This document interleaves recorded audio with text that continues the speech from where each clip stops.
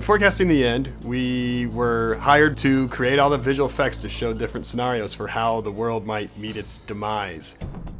For the tsunami episode, we first talked to the director, and he was telling us about the research that he collected and different things he has to show. Then we discussed how we could best visualize that type of scenario, and then we relay that back to the storyboard artist. A storyboard exists so that you can get an idea of what the shot would look like before you spend all that money on producing it and really making it out in 3D. So what we do is a series of sketches, almost like a comic book. Once the storyboards are complete, we turn it over to those visual effects guys. And that's when we start to get technical. We model out, the geometry, which is the island. We get the dimensions, and then you start setting up the displacement, which is like the rough edges of this to give it like a rocky surface.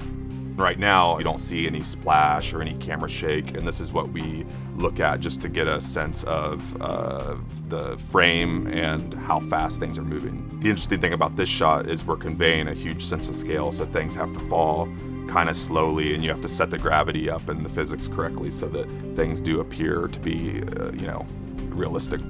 We send this to the network, to the Weather Channel, for them to review, and they can see it and see if we did get the idea of the shot down before we go any further. And if it makes sense according to their storyboard and the director of the show, then we would go further from here. Once we render the 3D shots that we set up in our 3D modeling and animation software, we bring those into a compositing package where we layer those elements together. We slowly start adding more detail and more finesse, like dust and debris and additional rocks. With the capabilities of the software we have, really everything that could be imagined can be made nowadays. You've seen it in all these blockbuster movies. That continuously comes down to the television level, which sometimes we work at, sometimes we're working on the movie level, and we get to mess with all this stuff in order to create literally anything now.